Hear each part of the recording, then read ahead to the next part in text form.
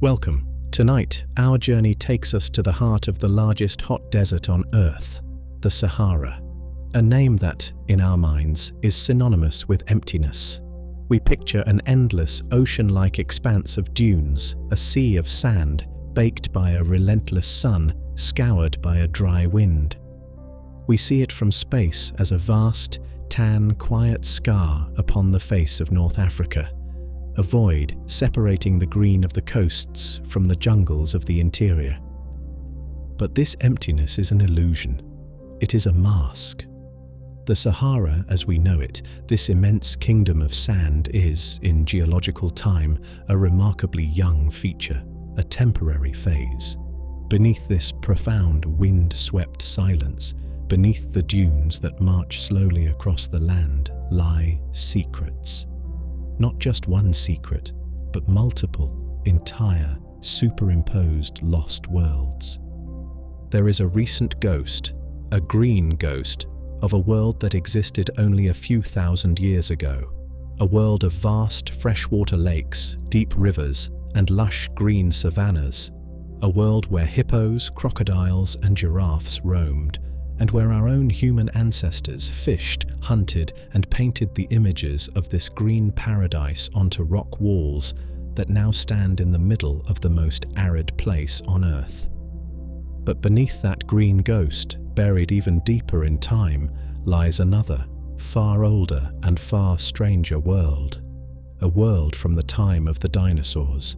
A world where this same vast expanse was not a desert, nor a savanna, but a warm, shallow, tropical inland sea, teeming with giant predators, colossal fish, and the strange reptilian rulers of the Cretaceous.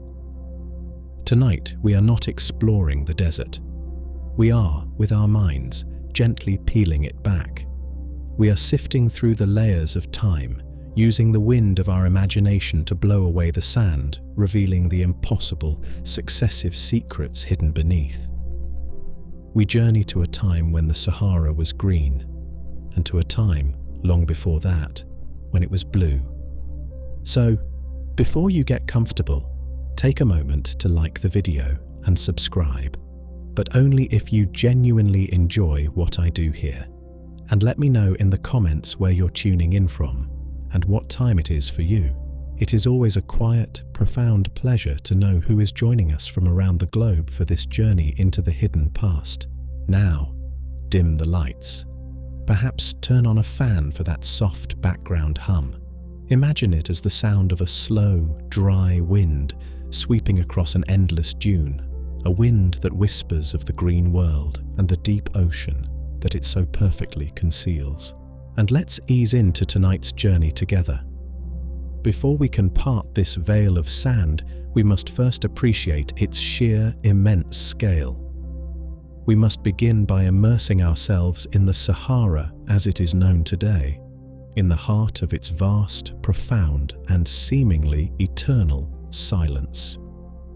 To understand the secrets the Sahara hides, we must first pay respect to the sheer, overwhelming power of the mask it wears today. The modern Sahara is not just a desert, it is the very definition of an empty quarter, a true empire of sand, so vast it seems to challenge the very concept of scale. Let us try for a moment to hold its dimensions in our minds. It stretches across more than 9 million square kilometers of North Africa. This is an area roughly the size of the entire United States, or the entire continent of China. It is a world of its own, spanning 10 different nations, a monolithic presence that dominates the map of an entire continent. This is a landscape defined by an almost total absence of water. The climate is driven by relentless, dry, descending air, which sucks the moisture from the land almost before it can touch it. Annual rainfall in most of the interior is measured not in inches, but in millimeters, or it is simply zero, for years, sometimes decades, at a time. Imagine standing in the heart of this empire. In every direction, the world is a study in ochre, red, and pale sun-bleached yellow. There are vast, flat, gravel-strewn plains, the reg, scoured clean by the wind, where nothing interrupts the line of the horizon. There are immense, chaotic mountain ranges, the Hoggar and the Tibesti, rising like jagged dark islands from the sand, their peaks dry, their canyons silent. And then there are the ergs, the great sand seas. These are the landscapes of our imagination, vast flowing oceans of silica, dunes marching in slow, rhythmic, silent waves, sculpted by a wind that never seems to cease.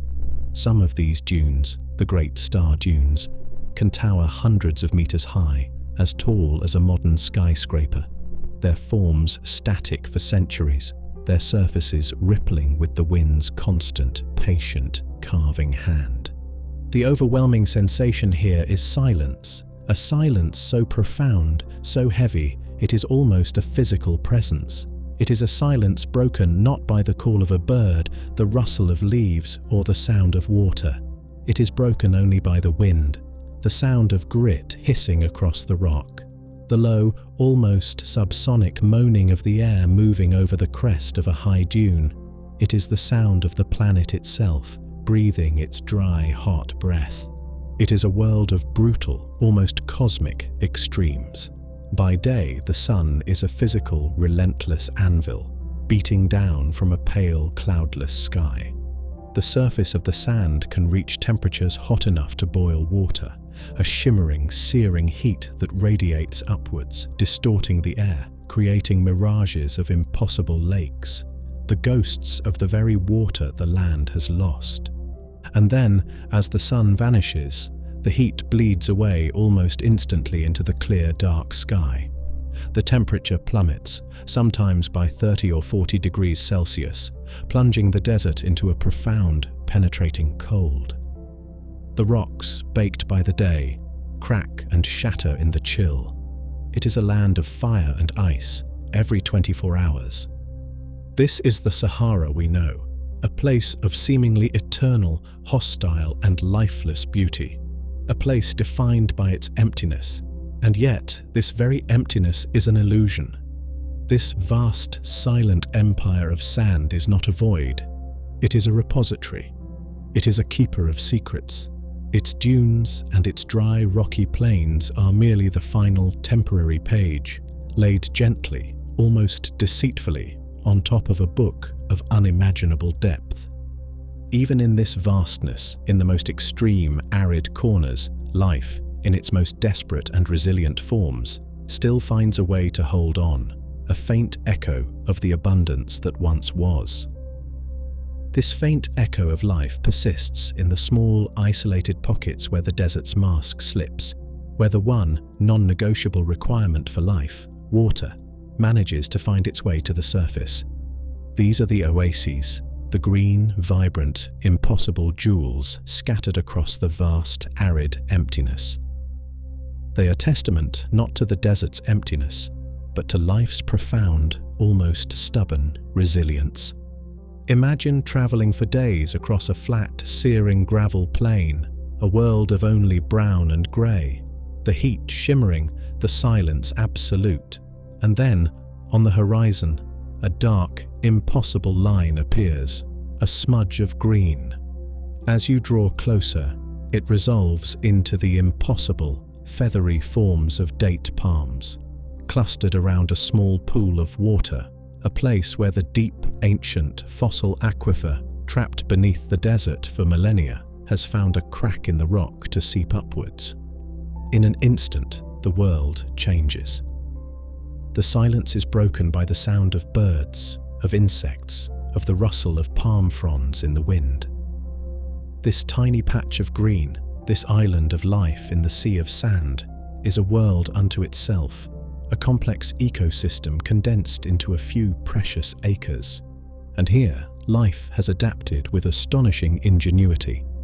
At night, when the crushing heat relents and the desert plunges into cold, the true masters of this environment emerge.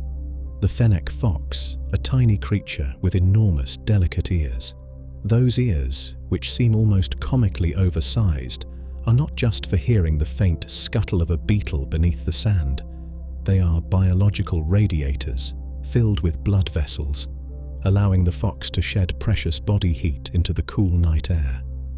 It lives a life painted in shadows, avoiding the sun, its pale sand-colored fur a perfect camouflage.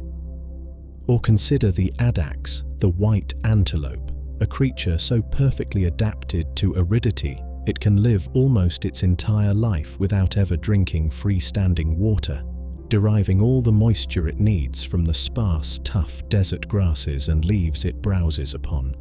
And then there are the human echoes, the Tuareg, the blue people of the desert, masters of this empty quarter. Their entire culture is a testament to adapting to scarcity. They are nomads, moving with their precious herds of camels and goats between the sparse, scattered pastures. Their knowledge of the landscape, of the hidden wells, of the weather patterns, a library of survival passed down for centuries. Their flowing indigo blue veils are not just tradition, they are practical tools, shielding them from the sun and the abrasive, wind-blown sand.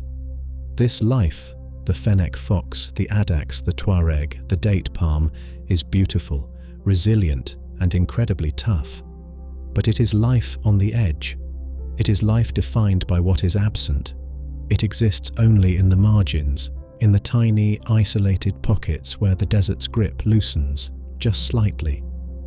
But even here, in the heart of the most desolate, arid regions, far from the life-giving oases, the desert holds a different kind of record, a deeper memory. In the vast, silent plateaus of rock that rise from the sand, like the Tassili Naja in Algeria, the stone itself begins to speak. It tells a story not of scarcity, but of a time of impossible, unimaginable abundance. This story is not a what-if. It is written in stone. We travel now to the high, remote plateau of Tassili Naja in southern Algeria. This is not a place of sand dunes, but a vast, elevated forest of stone, a bizarre landscape of eroded sandstone pillars, deep canyons and natural arches, sculpted by ancient winds into the shape of a ruined, silent city. It is one of the most stark, most beautiful, and most isolated places on Earth. And on the smooth, protected rock faces of these canyons and shelters, our ancestors left a library. Imagine sheltering from the relentless sun in the cool shadow of a high sandstone overhang. As your eyes adjust to the dim light, the walls begin to speak. They are covered, not in random scratches, but in thousands, tens of thousands of intricate, beautiful, and profoundly baffling engravings and paintings, a vast open-air gallery left behind by people who lived here thousands of years ago. The art is not crude, it is sophisticated, vibrant, full of life and movement. But it is the content of the art that stops the mind, that creates a deep, quiet, cognitive dissonance. The artists did not paint the world we see around us. They did not paint fennec foxes or camels, which arrived much later, or the sparse, thorny scrub of the desert. They painted water. They painted figures with arms outstretched, seemingly floating or swimming through a void. They painted what appear to be boats, and they painted animals. Vast, thundering herds of animals. Not the small, hardy adax, but great long-horned cattle, Bubalus antiquus, their forms depicted with a naturalist's gentle, knowing hand. They painted elegant, long-necked giraffes, their patterned coats rendered in detail. They painted lumbering, heavy-bodied elephants, and perhaps even rhinoceroses. In some of the deepest, oldest layers, they painted hippopotamuses, creatures inextricably tied to deep, permanent rivers and lakes. Let that image settle. A painting of a hippopotamus pecked into the rock in the very heart of the largest, driest desert on Earth. This is the central, quiet, wonderful mystery. This is the first great clue. The people who made this art were not visitors passing through. This was their home. They lived here for generations, perhaps thousands of years, and the world they saw, the world they knew, the world they painted, was not a desert. It was alive. It was green. It was, by all appearances, a vast, teeming savanna, rich with water and teeming with the great megafauna of Africa. The Tassili N'Ajjer rock art is not a fantasy. It is a testament. It is a direct visual human record of a lost Sahara. It is a library, carved in stone, that tells us the desert, this vast empire of sand that we see as permanent and eternal, is in fact a lie. It is a recent, temporary mask.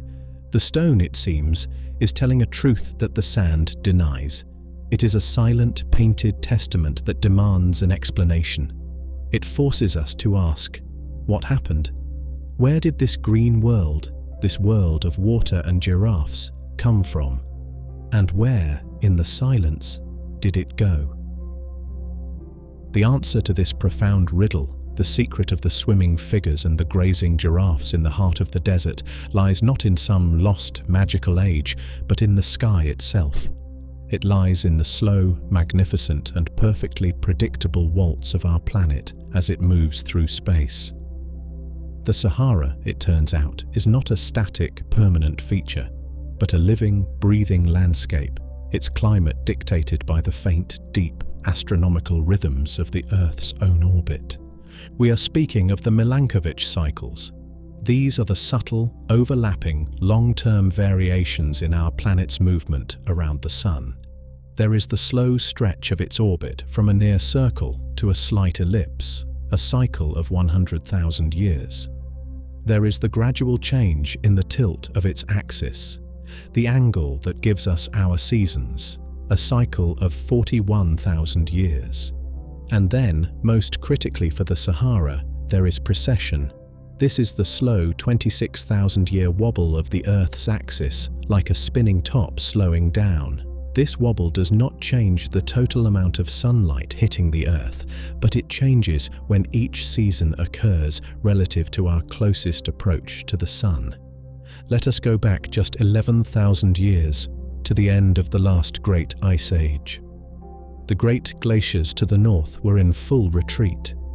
At this precise moment in the great cosmic waltz, the Earth's axial wobble meant that the northern hemisphere was tilted towards the Sun during its closest orbital approach in the summer.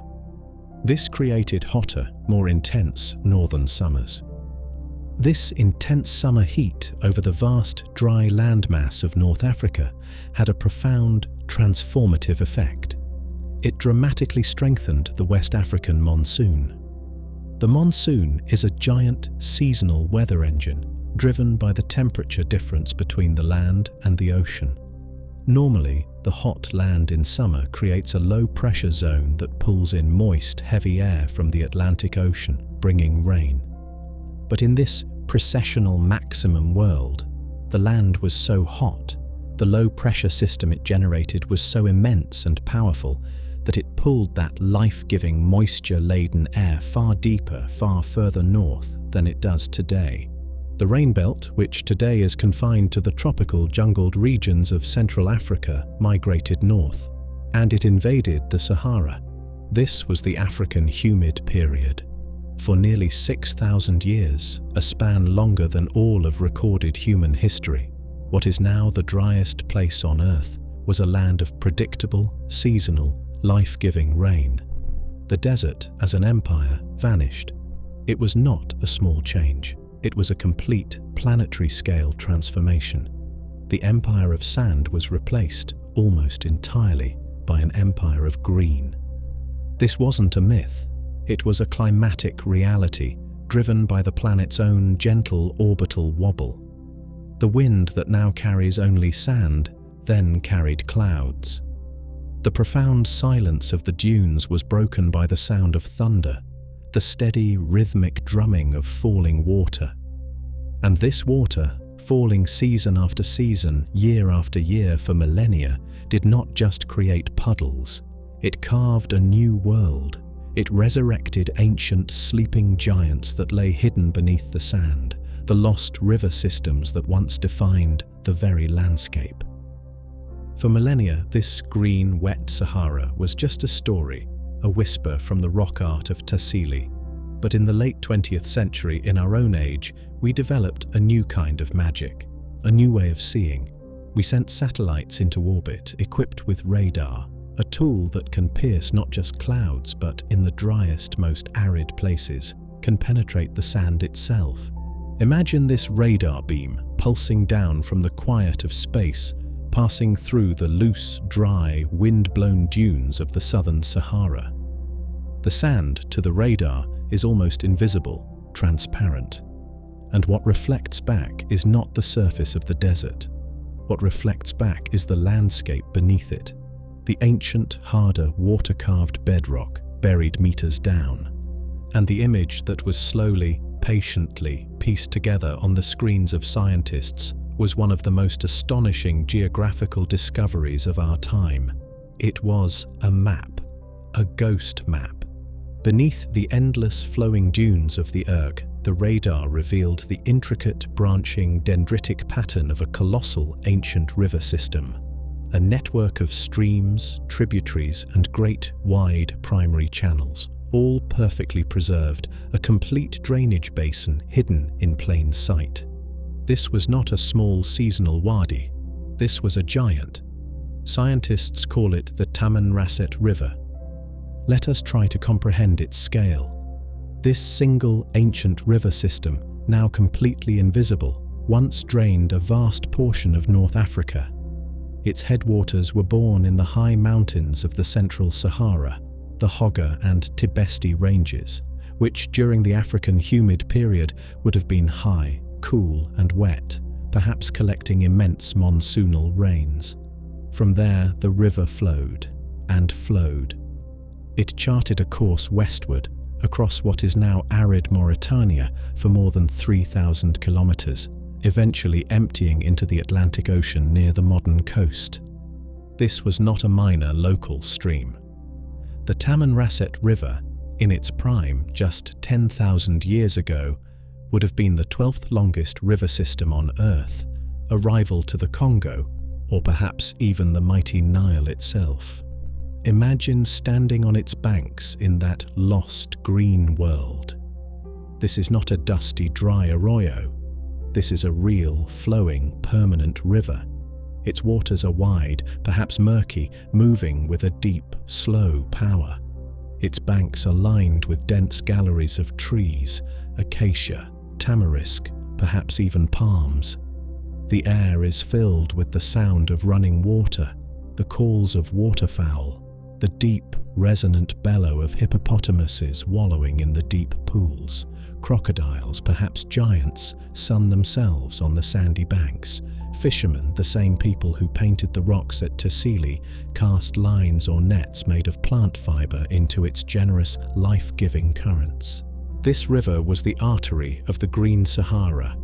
It was the highway for life, allowing animals and people to move, to thrive, to spread deep into the heart of a continent that is now a barrier. It was the source. And it was not alone. The radar images and other geological surveys have revealed the ghosts of countless other great river systems. Rivers that flowed south into the heart of the continent. Rivers that flowed north towards the Mediterranean. The Sahara, in its green phase, was a land not of sand, but of water, a landscape defined, connected, and nourished by these vast, lost arterial flows. But these rivers, in their flow, did not just run to the sea. In the very heart of the continent, in the deepest depression of the Saharan basin, the waters of these resurrected rivers began to gather, to pool, to form a body of fresh water so vast it almost defies the imagination. They fed the great inland sea of the Green Sahara. This was not a small, fleeting seasonal lake. This was a true inland sea, a colossal body of fresh water that fundamentally rewrote the geography of North Africa. We call it Mega Lake Chad. Today, Lake Chad is a shadow, a ghost of its former self. It is a shallow, shrinking, tragic puddle, its existence threatened by climate change and human use. But in the heart of the African humid period, fed by the resurrected Tamanrasset river system and other powerful rivers flowing down from the Central Highlands, this lake swelled to almost unbelievable proportions. Imagine a body of fresh water so vast it covered an area estimated at over 350,000 square kilometers. This is a lake larger than the modern-day Caspian Sea, the largest inland body of water on Earth. It is a lake roughly the size of modern Germany, a freshwater ocean shimmering in the sun in the very place where today there is only the driest, most hostile sand and dust. Let us try to picture its shores. They are not the shifting, ill-defined edges of the modern puddle. They are vast, stable coastlines, stretching for thousands of kilometers. Imagine standing on a low hill, perhaps in what is now the middle of the Sahara, and looking out. You would see no other side. Only a vast, blue, freshwater horizon, stretching out to meet the sky, its surface perhaps calm and glassy in the morning, or stirred by wind-driven, white-capped waves in the afternoon. The water itself would be deep, life-giving, and teeming. The soundscape, which today is the profound silence of the desert, would be the constant, gentle lap of fresh water on a sandy or marshy shore. It would be the cry of immense flocks of waterfowl, pelicans, cormorants, herons, rising from vast reed beds. It would be the deep, echoing grunt of hippopotamus pods, their herds numbering in the thousands. This single immense lake was the blue heart of the Green Sahara. It was the great central reservoir that stabilized the entire ecosystem. It acted as a massive engine of humidity, its surface evaporating vast quantities of moisture back into the air, perhaps fueling local secondary rains and nourishing the surrounding lands, creating a vast, circular, self-sustaining oasis. It was the anchor point, the source, the great mother lake of this lost green world. And its existence is not a theory. The proof lies written unambiguously on the desert floor. Satellite imagery and geological surveys have clearly traced the ancient, faint shorelines of this mega lake. Vast, pale, concentric rings of old beach deposits, sandbars and deltas, lying starkly visible in the sand, hundreds of kilometers from the modern lake's pitiful remnant. But this vast blue heart was not a sterile, empty expanse. It was the center, the vital, life-giving core of a sprawling, vibrant and surprisingly rich savanna, an ecosystem that pulsed with a diversity of life that rivals, or perhaps even surpassed, the great game parks of East Africa today. This vast green world, anchored by its freshwater ocean and fed by its great rivers, was not a silent, empty stage. It was a thriving, vibrant, and surprisingly rich savanna, an ecosystem that pulsed with a diversity of life that perhaps even rivaled the great game parks of East Africa today. Let us try to quiet our minds and listen, to replace the profound, wind-swept silence of the modern desert with the sounds of that lost green world, perhaps 9,000 years ago. The silence is broken. There is the deep, constant liquid sound of water, the lapping of waves on the shores of Mega Lake Chad, the rush of the Tamanrasset River. There is the buzz of insects, the chorus of frogs in the vast reed beds, and beneath it all, there is the sound of giants. Imagine standing on the shore of that great lake, wallowing in the shallows in herds of dozens, perhaps hundreds, are hippopotamuses, their deep, resonant calls echoing across the water. These immense, water-dependent creatures, now confined to the shrinking rivers of the south, were then widespread, grazing on the lush, lakeside vegetation. Lying motionless on the sandy banks, or gliding silently through the water, are crocodiles. Not small, but giants, cousins of the modern Nile crocodile, apex predators of this freshwater sea, growing fat on the abundance of fish. and the animals that came to the water's edge to drink. We move away from the shore into the savanna itself, a landscape of tall grasses and groves of acacia, tamarisk, and sycamore fig. And here, the great herds of the African megafauna roam.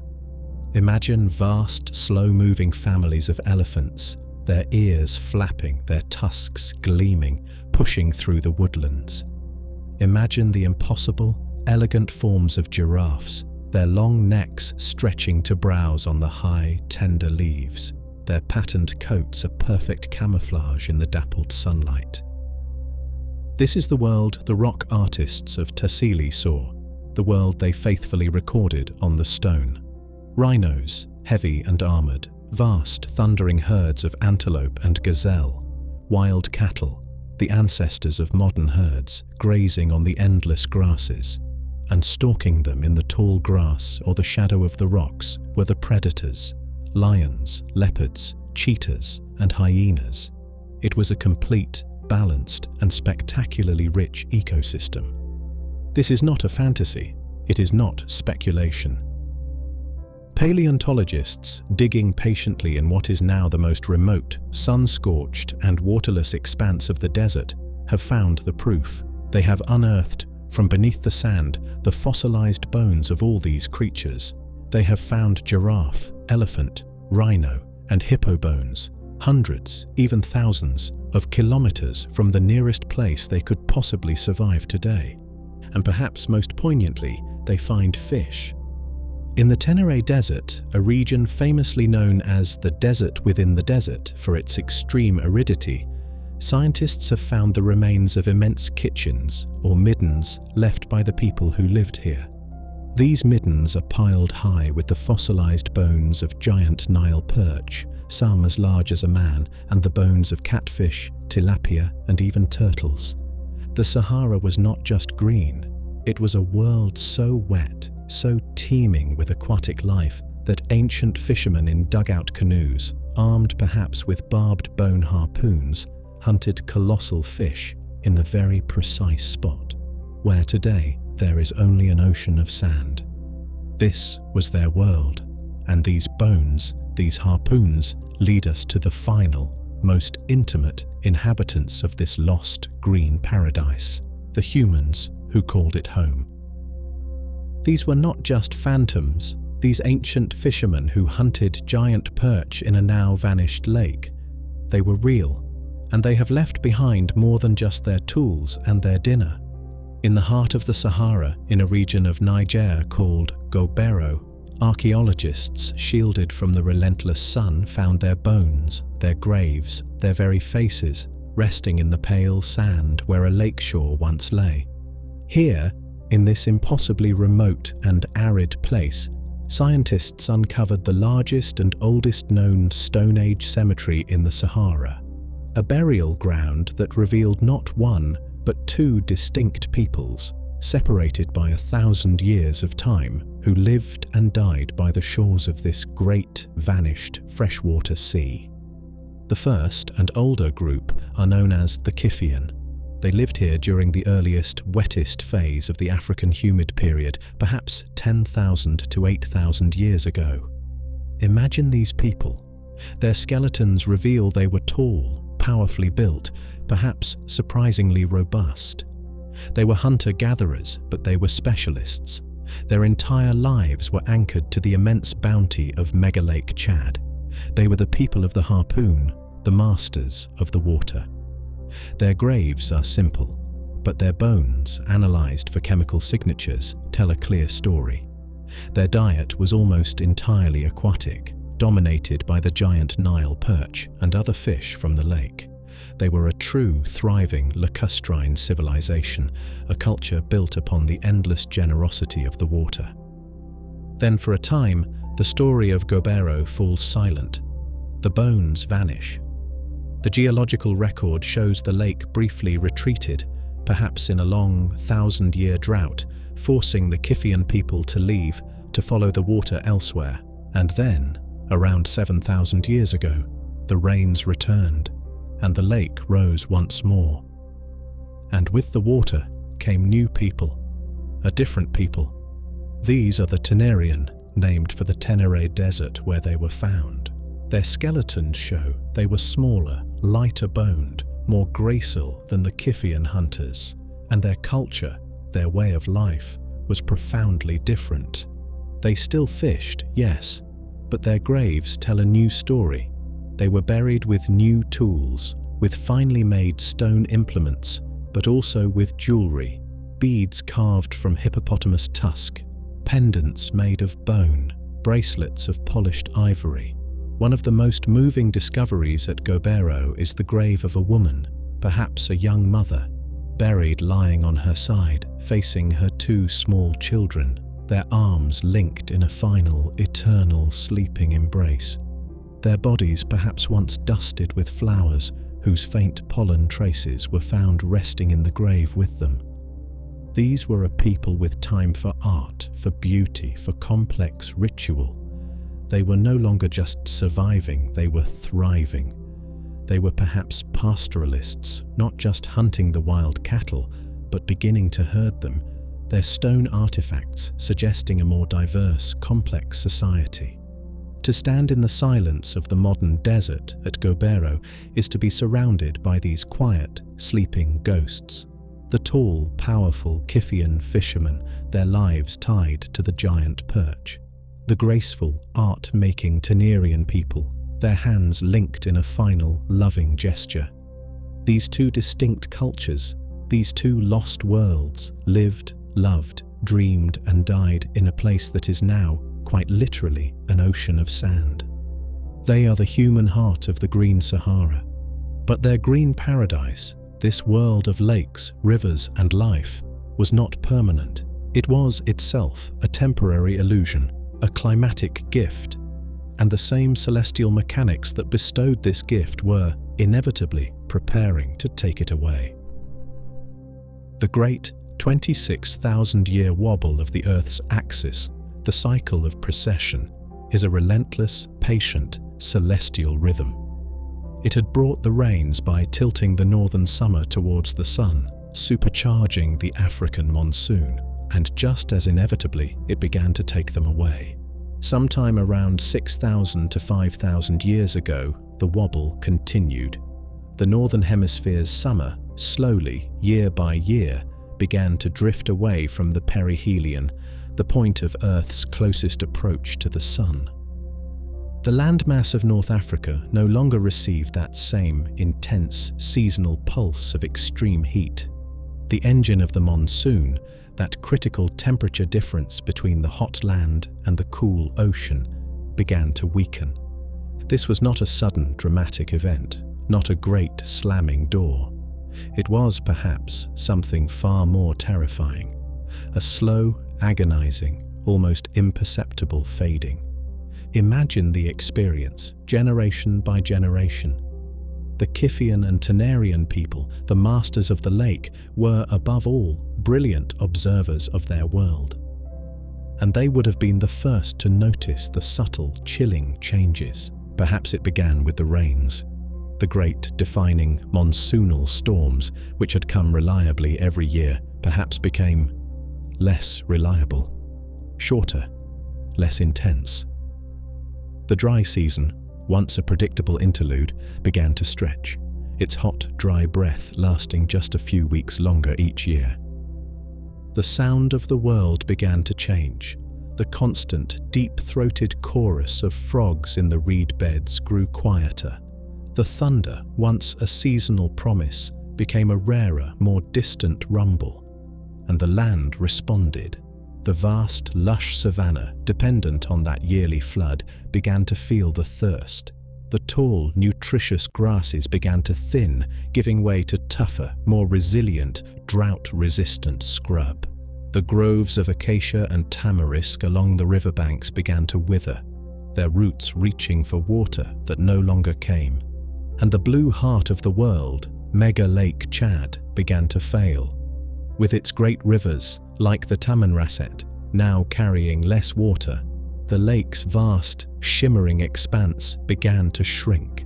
Its shorelines, which had been stable for generations, retreated, leaving behind immense, cracked, sun-baked plains of mud and salt. The inland ocean was evaporating, shrinking back year by year towards the shallow puddle it would one day become. Geologically, this change was shockingly fast, perhaps unfolding over just a few centuries, a millennium. But on a human scale, it was a slow, agonizing, generational catastrophe. The people of the lake watched their entire world die. The fish vanished as the waters grew shallow and warm. The great herds of hippos and giraffes, the elephants and the rhinos, began their long final migration south, following the retreating rain, abandoning the Sahara. The Green Sahara was over. The empire of sand, which had been held in check for 6 millennia, was returning, sweeping in from the margins, reclaiming its ancient kingdom. The wind, which had once carried moisture, now began to carry dust. For the human inhabitants, the Kiphian fishermen and the Tenerian pastoralists, this was not a simple change in the weather.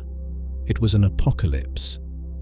Their home, their food source, their very way of life was being erased by the returning, suffocating sand. They were left with a stark, impossible choice: to stay and perish with their dying world, or to abandon their ancestral lands, the graves of their fathers and mothers, and walk. They had to follow the animals, follow the water, and become the world's first and perhaps greatest climate refugees. The great green world of the Sahara was dying. The rains had failed, the winds were returning, and the sand, the patient, ancient, silent empire of sand, was reclaiming its own. The Tamanrasset River was a ghost, its broad channel now just a dry, dusty arroyo. Mega Lake Chad, the freshwater ocean, was a shrinking, saline marsh. The great herds of giraffe, elephant, and hippo had vanished, either perishing or undertaking their long, final migration southwards, following the retreating, life-giving monsoon. And the people, the Kiphian and Tenerian cultures, the masters of the lake, the artists of the Tassili Plateau, were left behind in a world that had betrayed them.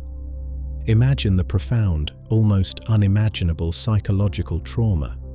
The land of your ancestors, the land where your stories were born, the land that had provided a rich, abundant life for 200 generations, was now barren.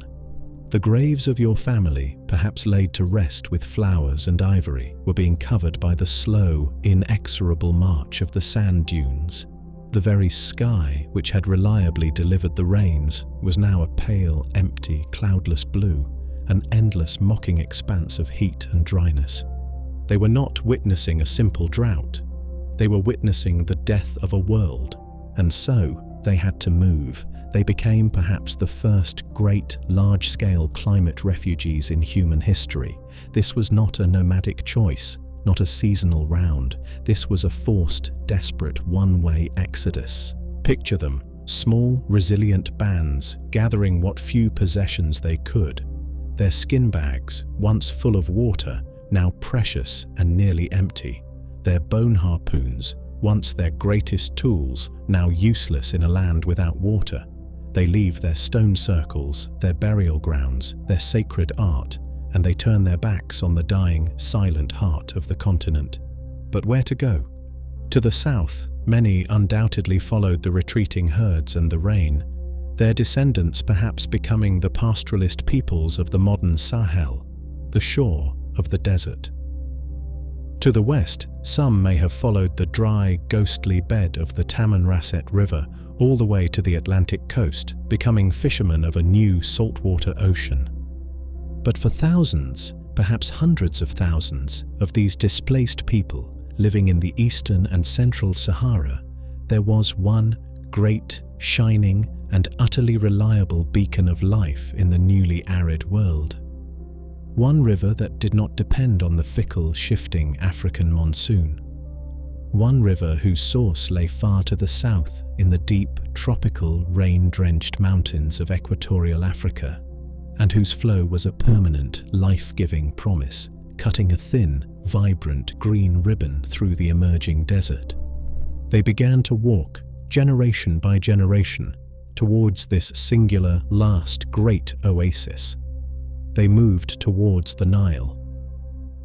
Before this great forced migration, the Nile Valley was just one of many fertile places in a much wetter Africa. It was a lush, dense, perhaps swampy and difficult to inhabit floodplain, just another river in a continent of rivers. But as the green lands of the Sahara to the west began to wither, as the rains failed and the great Lake Chad shrank into a puddle, the Nile, with its sources far to the south in the tropical, monsoon-drenched heart of the continent, became the only refuge.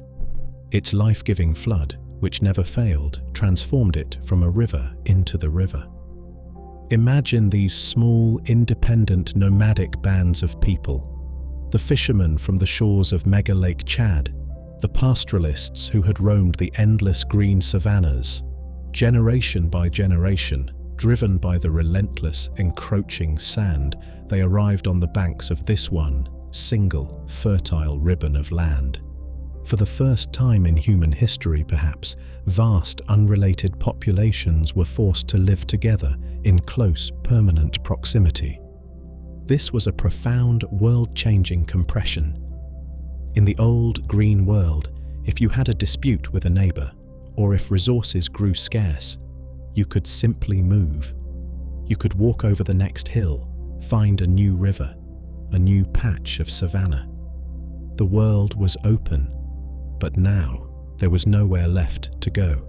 To the east, a vast, dry desert. To the west, the new, killer desert of the Sahara, an ocean of sand stretching for thousands of kilometers, a wall of death at their backs. All of human life, all these scattered peoples, were suddenly, inescapably, pressed together in a narrow, fertile corridor just a few kilometers wide, defined by the reach of the Nile's flood. This intense, inescapable proximity created conflict, yes, but it also created the necessity of civilization. You can no longer just hunt and gather freely. The land is finite, every square meter precious. You must organize. You must cooperate on a scale never before imagined. You must work together to build basins and canals, to control the river's flood, to manage the life-giving water.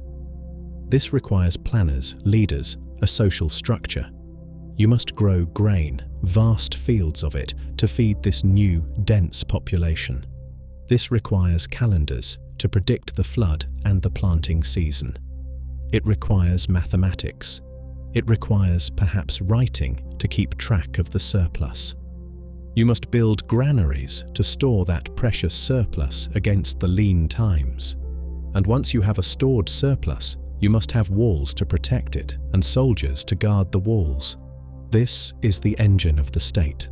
Social hierarchy, specialized labor, law, religion, architecture, all of it, all the complex machinery of civilization forged in the crucible of this new, inescapable proximity.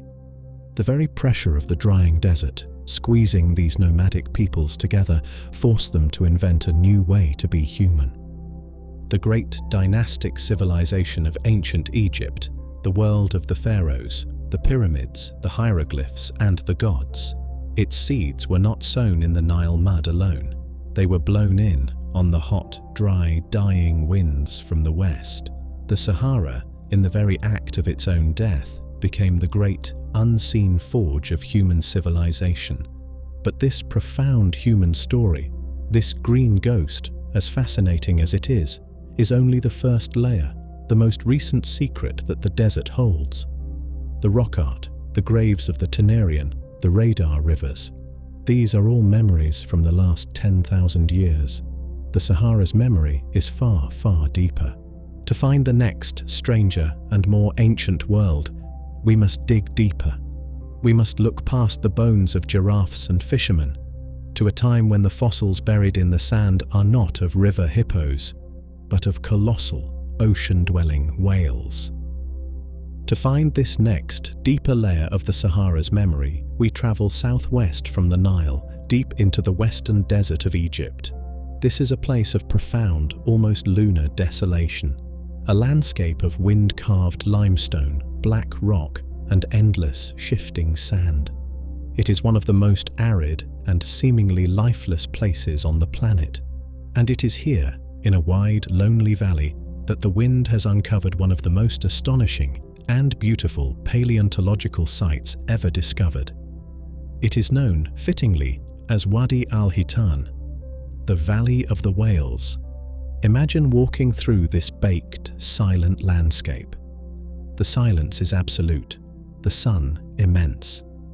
And scattered across the valley floor, emerging from the golden sand and white rock like the skeletons of great forgotten dragons, are the bones of giants. This is not just a single stray fossil, it is a graveyard, a vast, dense accumulation of the perfectly preserved, articulated skeletons of colossal, ocean-dwelling, primitive whales. Hundreds of them. They lie where they died, their long serpentine backbones curving across the desert floor, their skulls resting in the sand, their ribs still articulated in a perfect cage. These are not the whales we know. These are the fossils of Basilosaurus, the king lizard, a name given by its discoverer who mistook it for a giant marine reptile. It was, in fact, an early air-breathing mammal, an ancestor of modern whales. But it was an alien form. It was immense, reaching lengths of 18 meters, 60 feet, a sleek, powerful predator. Its skull was filled with sharp, differentiated teeth, and most remarkably, it possessed a secret that its modern descendants have all but lost. Basilosaurus still had small but perfectly formed hind legs, useless for walking, vestigial, but a clear, unmistakable evolutionary echo of the time when its ancestors walked on land. Alongside these giants lie the smaller, perhaps more dolphin-like Dorudon, their skeletons often found in clusters, suggesting this valley may have been a protected, shallow calving ground. The presence of this vast, dense graveyard of marine creatures in the very heart of the Sahara is a profound, almost philosophical shock. It is a definitive, unarguable testament. This place, this vast, dry desert, was once, without any doubt, the floor of a deep, vibrant, tropical sea. But this discovery presents us with a new, deeper riddle of time. The Green Sahara, the world of the Tassili paintings and the Kiffian fishermen, was only 10,000 years ago. The water that filled Mega Lake Chad was fresh water. But these are marine whales. And their bones are not 10,000 years old. They are 40 million years old from the Eocene epoch. This is a chilling realization. The desert is not a mask hiding one lost world. It is a book of many chapters. The Green Sahara, with its lakes and rivers, was merely the most recent, shallowest layer. The wind in the Valley of the Whales has blown away the sand to reveal an entirely different, unimaginably older story, written beneath. The story of the Eocene whales tells us that 40 million years ago, a warm, shallow finger of a great, ancient ocean pushed deep into the heart of Africa. But even this Sea of the Whales, is not the deepest nor the strangest of the Sahara's aquatic ghosts. For this Eocene sea was itself just a late, shrinking echo, a final lingering puddle of a far vaster, far more ancient, and far more terrifying ocean. An ocean that existed even earlier in a time of true planetary heat, a time when the dominant creatures in the water were not mammals, but reptiles and monsters of a scale that truly boggles the mind. To find the true, great inland sea of the Sahara, we must push our journey back even further, beyond the age of mammals, into the deep, hothouse heart of the Cretaceous. We leave the Valley of the Whales and its 40-million-year-old secrets behind. We are rewinding time, pushing our minds back further and further, past the great extinction event that killed the dinosaurs, past the final days of Tyrannosaurus Rex. We are traveling deep into the heart of the Mesozoic era, to the late Cretaceous period, landing softly in a time roughly 100 to 95 million years ago. This is a world so ancient, Its geography is almost as alien as the Silurian. The supercontinent Pangaea, whose breakup had begun in the Jurassic, has now fully shattered. The great southern landmass of Gondwana is itself in the process of rifting apart, with Africa and South America slowly separating, giving birth to the young, narrow South Atlantic Ocean. India is a lonely island continent, beginning its long, slow-motion journey northwards towards Asia. Antarctica and Australia are still linked, but beginning to unzip. But the defining feature of this world is not its continents, it is its heat. The Cretaceous was a hothouse world, the peak of a long greenhouse phase. Carbon dioxide levels in the atmosphere were dramatically higher than they are today, perhaps 4 to 6 times our current levels, trapping immense amounts of solar heat. There were no permanent ice caps, not at the North Pole, not even on the vast continent of Antarctica, which was, in this age, covered in lush, temperate forests. And a world with no ice at its poles is a world with a vast and profoundly different ocean. With no water locked away in colossal, miles-thick glaciers, all of it was in the sea. This, combined with the fact that the ocean water itself was warmer and thus thermally expanded, and that the mid-ocean ridges were perhaps more active and buoyant, meant that global sea levels were astonishingly high. Estimates suggest the oceans stood perhaps 100, even 150 meters, 500 feet, higher than they do today. This was not a subtle change, it was a planetary flood. Imagine the effect of this. The low-lying coastal plains and interior basins of all the world's continents were inundated, drowned beneath vast, shallow, warm, epicontinental seas. The western interior seaway, as we have explored in a previous journey, split North America in two. Europe was little more than a scattered archipelago of tropical islands. And Africa, the continent we now see as a high, dry, solid plateau, was vulnerable. Its northern and central portions, in the late Cretaceous, were low-lying, vast, shallow basins, barely above sea level. And to the north of Africa lay the ghost of an ocean that would one day become the Mediterranean, the Tethys Ocean. In the Cretaceous, the Tethys was not a small, enclosed sea. It was a vast, warm, tropical and dynamic ocean, a wide, westward-flowing seaway that separated the northern continents of Laurasia from the southern remnants of Gondwana. And as the global sea levels rose, the warm, tropical waters of the Tethys did not just lap at the northern shores of Africa. They invaded. They surged southwards, pouring into the continent's low-lying depressions, following ancient river valleys and fault lines, pushing deeper and deeper into the landmass, until this great, shallow, marine flood, this tongue of the Tethys, stretched thousands of kilometers into the heart of the continent, creating a vast, long and life-filled saltwater corridor that effectively cut the continent of Africa in two. This was the true, ancient inland sea of the Sahara.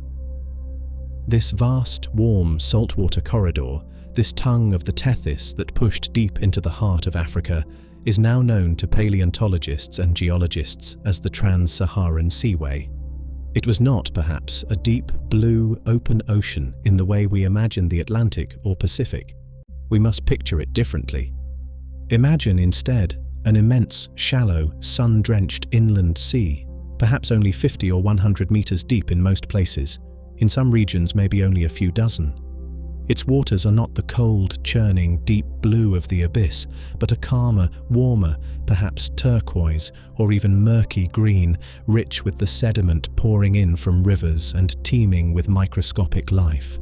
It was a sea of almost unimaginable scale, at its peak perhaps stretching from the shores of the Tethys in modern-day Libya and Algeria southwards for thousands of kilometers across the continent, potentially even connecting, during brief periods of maximum high water, to the newly opening South Atlantic Ocean, creating a true, temporary saltwater passage that cut the African-South American landmass completely in two. The boundaries of this seaway were not the sharp, dramatic cliffs or sandy beaches we might picture. The land surrounding it was low-lying, flat and hot.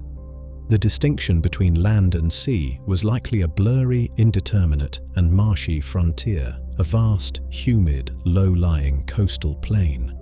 This was a world of immense, swampy deltas, where great rivers, born perhaps in the still humid highlands of the African interior, poured their silty, nutrient-rich water into this shallow sea. And in these warm, salty, sunlit and nutrient-filled shallows, life would have exploded. This was not a sterile dead sea. This was a nursery, a vast tropical Cretaceous cradle. The shores would have been lined not with the endless dry sand we see today, but perhaps with vast, dense, tangled forests of salt-tolerant mangroves, their roots forming a complex, muddy labyrinth. In the clearer, sunlit waters further from the river mouths, primitive coral reefs and vast meadows of seagrass might have flourished, creating complex, three-dimensional habitats.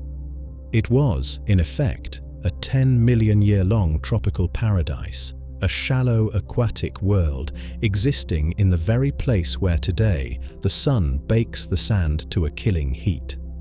This lost sea, this impossible oasis, has left its ghosts, and the proof of this wet, tropical, salty world is not written in legend, but is found today, buried beneath the sand, in the form of fossils that have absolutely no right to be in a desert. To find this proof, we must journey with the paleontologists. We travel deep into the Sahara to regions hundreds, even thousands of kilometers from the nearest modern ocean. We go to the vast, sun-baked and utterly dry landscapes of Mali, Niger or Egypt, and here, in the eroding flanks of a rocky plateau or in the loose gravel of a dry riverbed, we find them. The clues are not subtle once you know what to look for. They are definitive. Imagine a scientist kneeling in the scorching 120-degree heat of the deep desert, brushing sand away from a layer of rock, and the rock is filled with seashells, not the fossilized shells of freshwater snails from Mega Lake Chad, but the thick, unmistakable saltwater shells of oysters. Oysters clinging to what was once a rocky shoreline. Nearby they find the delicate spiral shells of ammonites, those quintessential Mesozoic cephalopods, creatures that lived only in the ocean. Their presence here in the middle of a continent is as impossible, as jarring, as finding the fossil of a Tyrannosaurus rex in Antarctica, which of course we also have. It is a piece of evidence that shatters our modern map, and the clues go deeper. In these same ancient marine rock layers, geologists find the preserved, stony structures of coral reefs. Not the vast, complex reefs of the modern world, perhaps, but the unmistakable forms of primitive Cretaceous corals, creatures that can only live in warm, clear, sunlit salt water. A coral reef in the middle of the Sahara. Perhaps most evocatively, they find the fossilized pollen and root structures of mangrove forests. Mangroves, the hardy, salt-tolerant trees that form dense, tangled thickets along protected tropical coastlines, their roots submerged in brackish water. Their presence paints an incredibly detailed picture.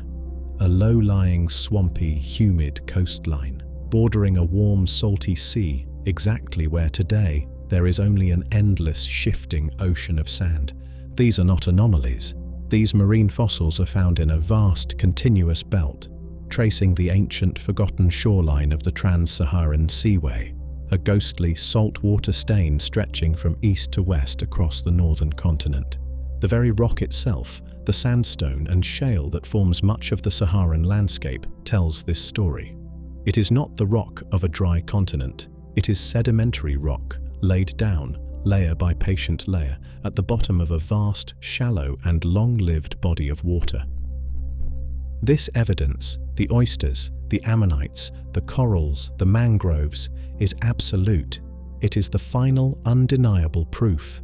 The Green Sahara, the world of the hippo-painting humans, was real, yes, but it was just a shallow, recent ghost.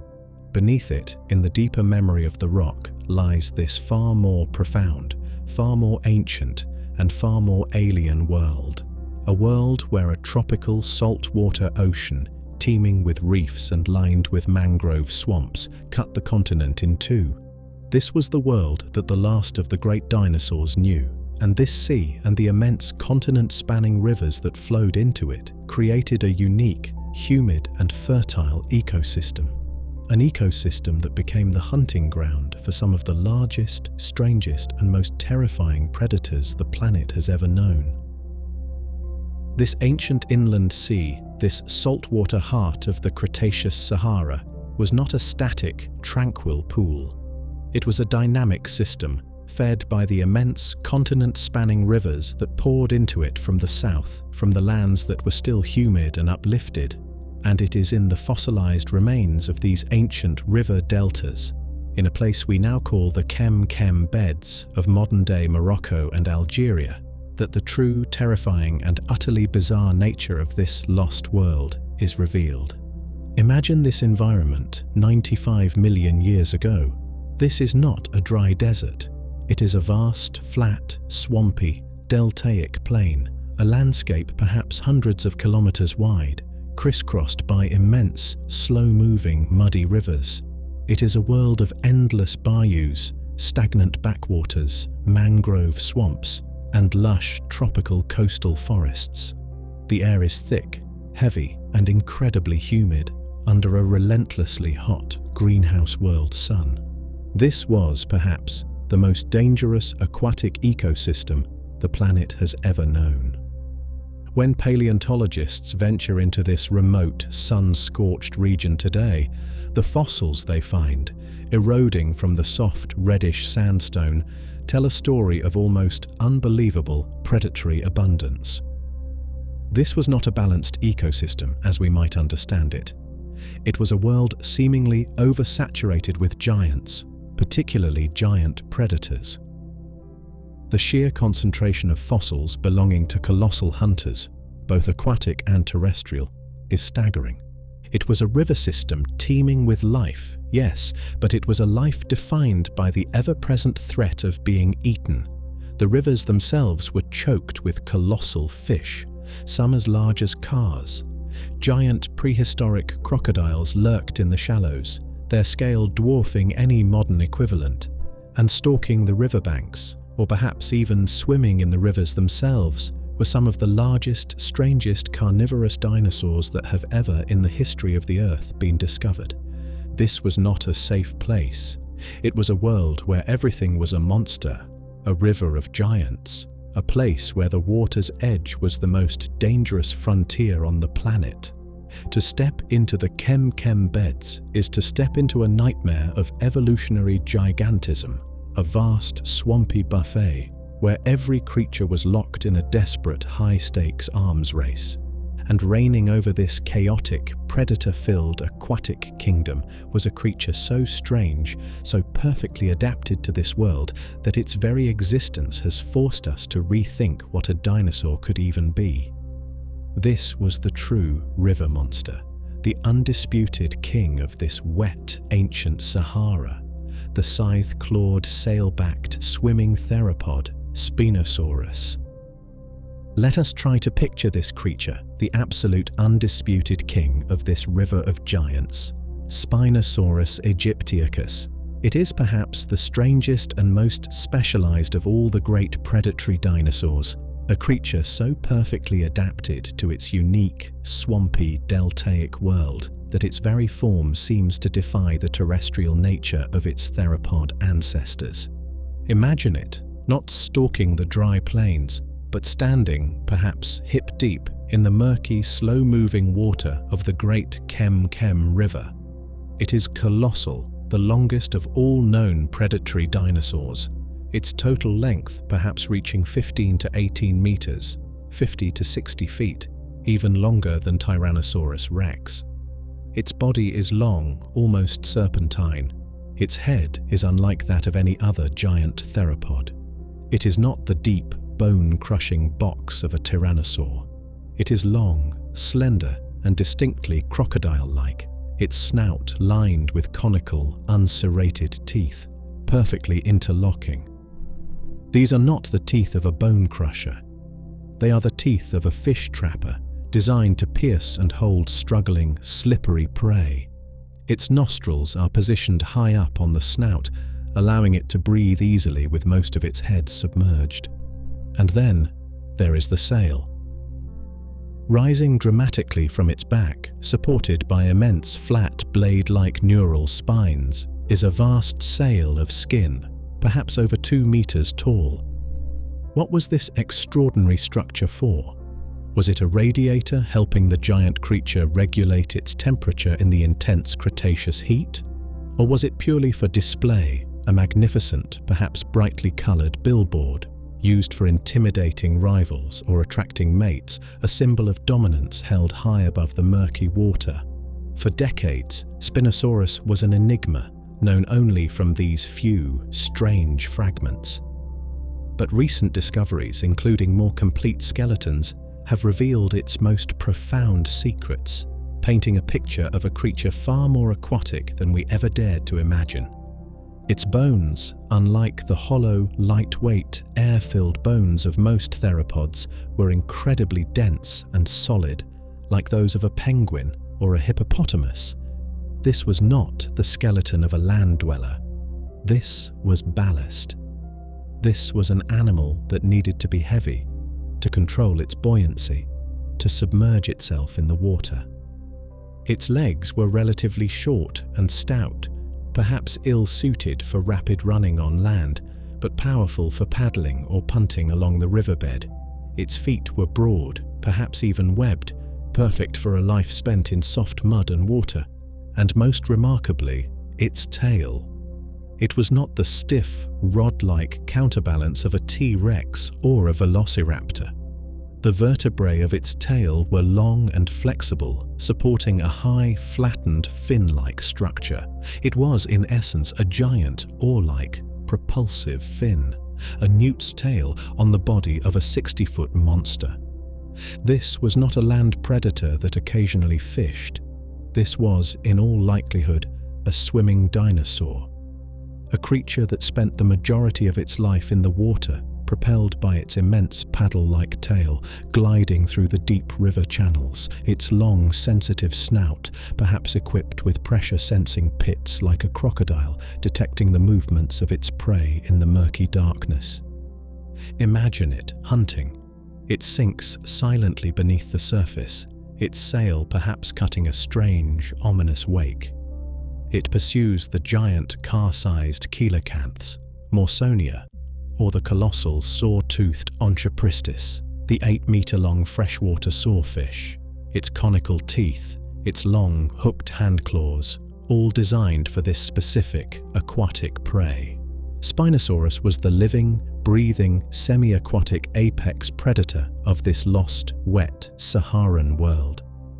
It was an evolutionary experiment of the highest order, a dinosaur that abandoned the land to become a river monster, a spinner lizard that had taken the crocodile's niche and scaled it up to terrifying proportions. Its very existence is a testament to the unique, resource-rich and incredibly dangerous nature of this forgotten ecosystem. But the terror of this world was not confined to the water. This river of giants was so rich it supported another colossal apex predator, a different kind of king, one that stalked the muddy banks and mangrove forests, a giant that hunted the dinosaurs that came to drink. This other king, the one that patrolled the shoreline, the terrestrial counterpoint to Spinosaurus's aquatic rule, was Carcharodontosaurus, the shark-toothed lizard. If Spinosaurus was an evolutionary experiment that defied the theropod blueprint, Carcharodontosaurus was its brutal, orthodox pinnacle. This was a carnosaur, a member of the same great group of giant predators as the Jurassic Allosaurus, and it had evolved to truly colossal proportions here in the abundant hothouse world of Cretaceous Africa. Imagine a theropod of immense size, perhaps 12, 13 or even 14 meters long, standing tall on powerful hind legs, its body perfectly balanced by a heavy tail. It was a true giant, rivaling and perhaps even exceeding the later Tyrannosaurus rex in sheer length, if not necessarily in bulk. This was the apex terrestrial predator of its environment, and its name tells its story. Its weapon was not the bone-crushing, railroad spike-like teeth of a tyrannosaur. Its jaws were filled with something perhaps even more terrifying: long, thin, blade-like serrated teeth, almost identical in shape and function to the teeth of a great white shark. These were not teeth designed to crush, these were teeth designed to shear. They were biological scalpels mounted in the jaws of a 40-foot-long monster, designed to slice through flesh, to inflict catastrophic bleeding wounds with terrifying efficiency. Here, in this unique, wet and resource-rich delta, Carcharodontosaurus stalked the muddy banks, the dense mangrove forests, and the fern-covered floodplains. Its world was the boundary, the dangerous shoreline between the water and the solid ground, a world it likely dominated, and its prey was as colossal as itself. This swampy delta was home to some of the largest dinosaurs of all time, the titanosaurs, giant, long-necked sauropods like Paralititan, the tidal giant, whose immense bus-sized bones have been found in these same mangrove swamp deposits. Carcharodontosaurus was one of the few predators on Earth capable of tackling such prey. Imagine the scene, not as a fast, frantic chase, but perhaps as a patient, strategic ambush. The giant, shark-toothed lizard, perhaps hunting in a small, cooperative group, moving silently through the dense coastal forest. It spots its target, a young, old, or isolated sauropod browsing near the water's edge. The attack would be a sudden, violent rush, a blur of motion. The goal was not a single, crushing, killing bite, but perhaps a series of devastating, slashing attacks, those terrible, blade-like teeth shearing through hide and muscle, inflicting massive, debilitating wounds, causing the giant herbivore to weaken, to collapse from shock and blood loss. But this too leads to the central, strange mystery of this lost Saharan world. How could this ecosystem, this river of monsters, possibly support two different, colossal apex predators, Spinosaurus and Carcharodontosaurus, both living in the same environment at the same time? The answer, it seems, lies in a perfect, delicate, and terrifying partitioning of the kingdom. They were two tyrants ruling two adjacent, interconnected realms. Spinosaurus, with its dense bones, paddle tail, and conical teeth, was the undisputed master of the water. It was the river king, preying on the immense car-sized fish. Carcharodontosaurus, with its lighter bones, powerful legs, and blade-like teeth, was the undisputed master of the land. It was the shoreline tyrant, preying on the giant herbivorous dinosaurs that came to eat, drink, or browse. They were two apex predators, living side by side, their ecological niches almost perfectly separated, meeting perhaps only in violent, territorial disputes at the water's edge, a boundary of tooth and claw, fin and foot. This unique, predator-saturated environment, a world with a giant, shark-toothed lizard on the bank and a giant crocodile dinosaur in the water, is unlike almost anything known from Earth's history. And they were not the only giants patrolling this river of monsters. Imagine this saturated ecosystem of death, this river of giants. In the deep channels, the colossal paddle-tailed Spinosaurus hunted its giant fish. On the muddy banks, the terrifying shark-toothed Carcharodontosaurus stalked its colossal sauropod prey. One would think this was enough, that the ecosystem could not possibly support another giant predator. But the Chem river system, in its boundless, ancient fertility, had more terror to offer. It was not just ruled by giant dinosaurs, it was also ruled by a giant crocodile, a creature so immense it rivaled the dinosaurs in scale, and perhaps even in its capacity for ambush. This was the true emperor of the river, Sarcosuchus Imperator, the flesh crocodile emperor. Let us picture this creature. It is lying motionless in the shallow, murky water near the bank, a place where the giant paralititan might come to drink. It is almost completely submerged, only its raised eyes and the strange bulbous boss at the end of its snout breaking the surface. It looks like a log, a very, very large log. Sarcosuchus was not a crocodile as we know them. It was a crocodilomorph, an ancient relative, but it achieved a size that dwarfs almost any modern reptile. Based on immense armored skulls and vertebrae, paleontologists estimate Sarcosuchus reached lengths of up to 12 meters, 40 feet, and weighed perhaps 8 to 10 tons. It was as long as a Tyrannosaurus rex, and as heavy, but built low to the ground, a plated muscular engine of almost pure reptilian ambush. Its skull alone was the size of a human being, nearly 2 meters long, but it was proportionally more slender than a modern saltwater crocodile's, lined with over 100 thick, stout, conical teeth. This snout shape, long and relatively narrow, suggests that, like Spinosaurus, its primary diet was likely the immense fish that teemed in this river, like the saw-toothed Onchopristis.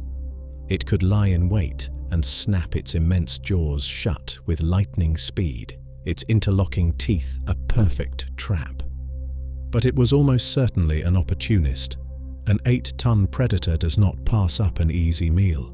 Imagine that paralititan, the giant sauropod, lowering its long neck to drink. Imagine a smaller bipedal dinosaur, perhaps a young Carcharodontosaurus, venturing too close to the water's edge.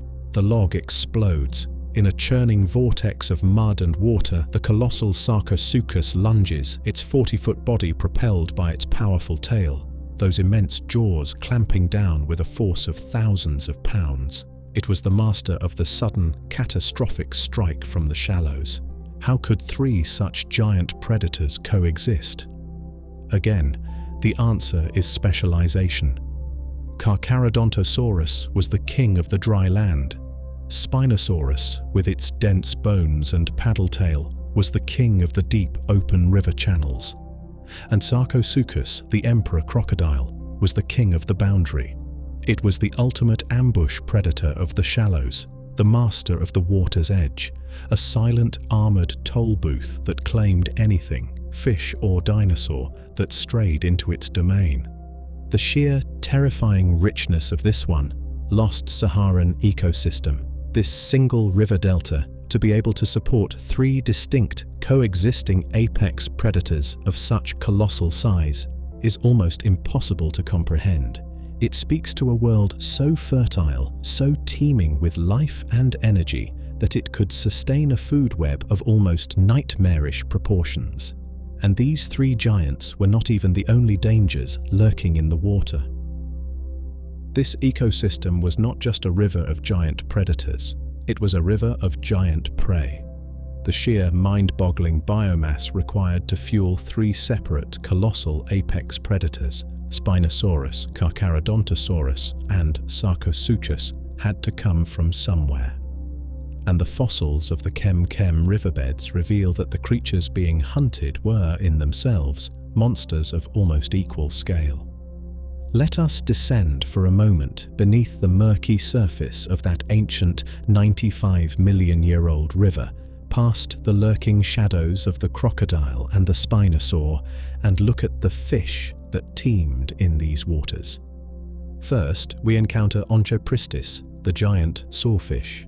Imagine a creature, a type of ray, that reached lengths of up to 8 meters, over 25 feet.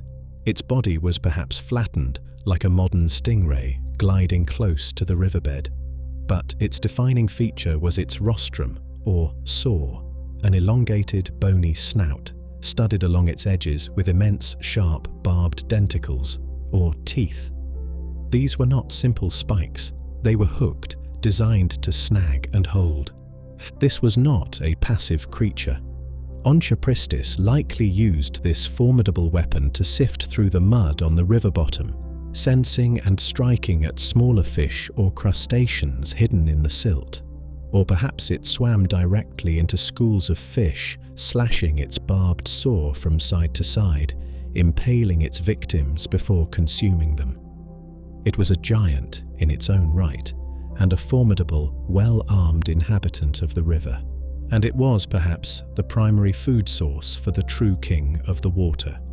We have found in the fossil record a Spinosaurus vertebra, a bone from the dinosaur's spine, with the unmistakable barbed tooth of an Onchopristis deeply embedded within it. This is a chilling, frozen moment of ancient combat. Perhaps the dinosaur, in its attack, had the sawfish's weapon snap off in its flesh. Or perhaps the Onchopristis itself, in a desperate act of defense, struck the giant predator. Either way, it is definitive proof of the interaction between these two river giants. Spinosaurus hunted, and was perhaps hunted by, these colossal saw-toothed rays. But Onchopristis was not alone. Sharing these same murky waters was Morsonia, a giant coelacanth. We know coelacanths today as living fossils, strange lobe-finned fish that haunt the deep, dark waters off the coast of Africa and Indonesia. But their Cretaceous ancestors were giants. Morsonia reached lengths of up to 4 meters, 13 feet. It was a fish the size of a small car. Imagine this creature, its body covered in thick, bony scales, its fins not thin and delicate, but fleshy, muscular lobes, paddling slowly, perhaps, in the deep, stagnant pools of the river system. It was likely a slow-moving, lurking ambush predator, its powerful jaws capable of swallowing large fish whole. The presence of these two creatures, a 25-foot sawfish and a car-sized, lobe-finned, living fossil, tells us everything we need to know about the Chem ecosystem. The prey itself was monstrous. The river was so incredibly, unimaginably fertile, so rich in nutrients washed in from the vast, warm continent that it could support a food web built on a scale of true gigantism from the bottom all the way to the top. This was the larder. This was the fuel that allowed Spinosaurus, Carcharodontosaurus and Sarcosuchus to all coexist in the same terrifying crowded space. The river was a chaotic, churning buffet of giant, armored and bizarre fish. And it was upon the banks of this river, feeding on the lush vegetation of the mangrove swamps, that the very largest of them all, the true titans of this world, browsed peacefully. Their immense bodies a moving, living landscape, the ultimate prize in this realm of giants. This was the final, crucial piece of the Chem puzzle, the foundation upon which this entire terrifying pyramid of predators was built. An ecosystem so rich in carnivores must be supported by an equally, if not more, immense base of herbivores. And in this wet, Saharan world, that role was filled by the largest land animals of all time, the sauropods, specifically the titanosaurs. Let us picture them now, moving with a slow, ponderous, almost geological grace through the dense, humid mangrove forests that lined the great river delta. We meet Paralititan stromeri, the tidal titan, a name that perfectly evokes its world. This was a sauropod of truly colossal proportions. Our knowledge of it is fragmentary, based on immense fossilized bones, a humerus, a shoulder blade, vertebrae found in these same coastal deposits, but these fragments are enough to tell a story of staggering scale. Paralititan was a giant among giants, a member of the titanosaur lineage that included the largest creatures ever to walk the earth. Estimates place it at perhaps 25 to 30 meters, 80 to 100 feet long, and weighing perhaps 50, 60, or even 70 tons. Imagine a living, breathing creature the size of a modern-day whale, walking on 4 thick, pillar-like legs, its body a vast, barrel-chested mountain of flesh. Its long, giraffe-like neck, though perhaps not as long or flexible as its Jurassic ancestors, still reached high into the canopy, while its immense muscular tail stretched out behind it, a long counterbalance. It lived its life in a world that was half land, half water. Its fossils were found in mangrove swamp deposits, suggesting it was perfectly adapted to this wet, unstable coastal environment. Imagine it wading, hip-deep, through the shallow, brackish water, its immense column-like legs sinking deep into the soft mud, its sheer weight supported, in part, by the buoyancy of the water. Its long neck would allow it to browse on the tough, salt-tolerant leaves of the mangroves, or perhaps reach for the lush conifers and ferns growing on the slightly higher, firmer ground of the river levees, a food source utterly beyond the reach of any other herbivore. This was its world, a slow, quiet, almost peaceful existence spent in the relentless pursuit of food. An animal of this scale would need to feed almost constantly, stripping hundreds, perhaps thousands of kilograms of vegetation every single day just to fuel its immense, slow-burning metabolism. And it was, of course, the primary target. A single adult paralititan at 70 tons was likely almost invulnerable, a true walking fortress, its sheer bulk a passive defense that few, if any predators, would dare to challenge. An angry swing of its massive tail or the simple crushing weight of its foot could end a hunter's life in an instant. But the young, the old, the sick, the isolated, these were the prize. The presence of this vast, slow-moving larder is the very reason why this ecosystem could support both Carcharodontosaurus and Spinosaurus. The shark-toothed Carcharodontosaurus was the land-based hunter, perhaps stalking the herds as they moved between the mangrove forests and the firmer plains, singling out a juvenile, launching a swift, slashing attack from the cover of the trees. And what of Spinosaurus? While it specialized in the giant fish, it is hard to imagine such a colossal, opportunistic predator passing up the chance at a paralititan carcass, or perhaps even ambushing a small, young sauropod that strayed too deep into the river channel. The titans, paralititan, were the living, moving mountains of food that sustained this entire terrifying ecosystem. Their immense, slow-moving herds were the foundation of this river of giants. Their quiet, constant browsing, their slow, heavy footsteps shaking the swampy ground were the bass note, the deep, resonant rhythm of this lost Saharan world.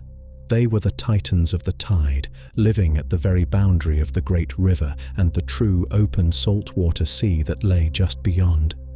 A sea that had its own colossal predators, which occasionally, perhaps, ventured into these murky freshwater estuaries. This ecosystem of the river, this world of Spinosaurus and Sarcosuchus, was a self-contained kingdom of terror, but it was not an isolated one. It was a gateway. It was the vast, sprawling, muddy mouth that opened directly into the true deep, saltwater ocean that covered northern Africa, the trans-Saharan seaway. And that open ocean, a vast arm of the Tethys, had its own dynasty of rulers, its own colossal predators, creatures that were, perhaps, even more specialized for marine life. Occasionally, drawn by the tides, the scent of prey, or the search for new territory, these masters of the open saltwater would venture into these murky, brackish, deltaic channels. Imagine gliding silently upriver, moving past the mangrove thickets, a creature of a different, and perhaps even stranger, design. A plesiosaur. We have met their kind before, in the Jurassic seas. By the Cretaceous, they were still thriving, though perhaps facing new competition.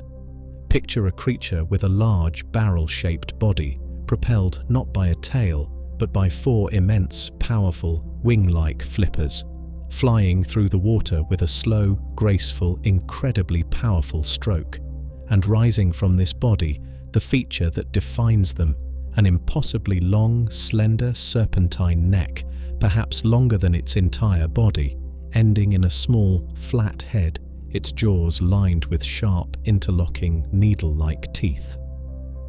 These were the long-necked plesiosaurs, the elasmosaurs or their relatives. They were not perhaps direct competitors with the giant river predators. They were specialists. Imagine one gliding into the vast, murky delta of the Kem, its long neck allowing it to hunt in a way no other creature could.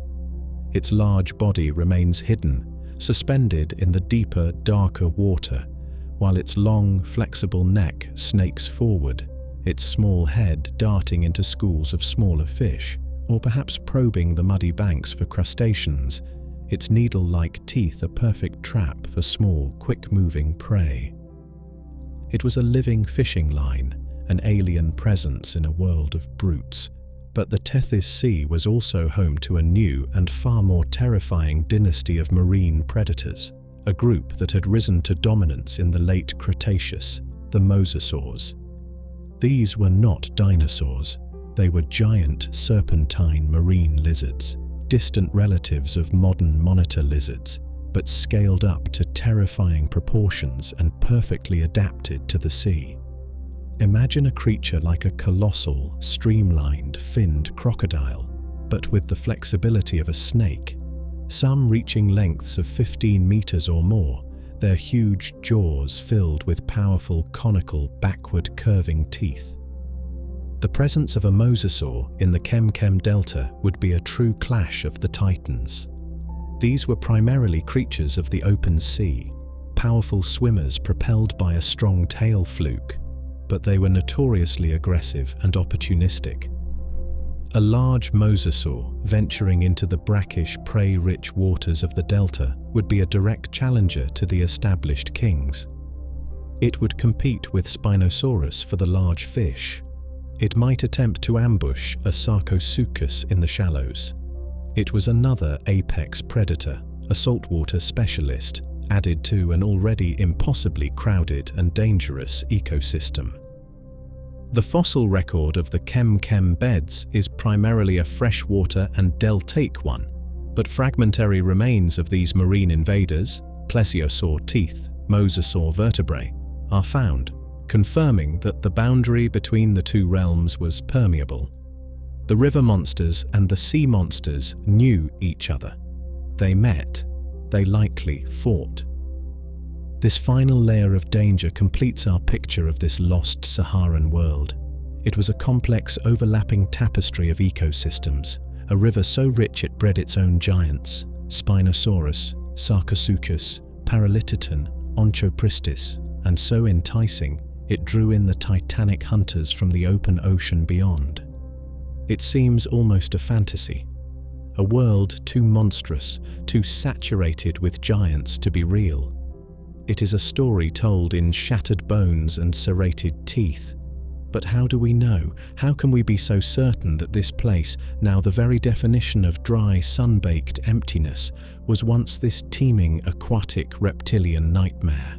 The answer, the final, undeniable proof, lies not in the bones themselves, but in the sand, in the geology, in the very substance of the desert. This proof is not a single lucky find. It is a vast geological stain, a chemical and physical memory left behind by the ancient sea, etched into the very bones of the Sahara. To find it, we must journey with the paleontologists, away from the dramatic riverbeds of Kem and into the even vaster, flatter, and more desolate expanses of what is now Mali, Libya, and southern Egypt. Here, in the profound, wind-scoured emptiness, hundreds, even thousands of kilometers from the nearest modern coastline, the desert floor is not just sand. It is, in many places, a graveyard, a pavement of marine fossils. Imagine walking not on dunes, but on a hard, flat plain of pale, sun-baked rock. And as your eyes adjust, you realize the rock itself is composed almost entirely of shells.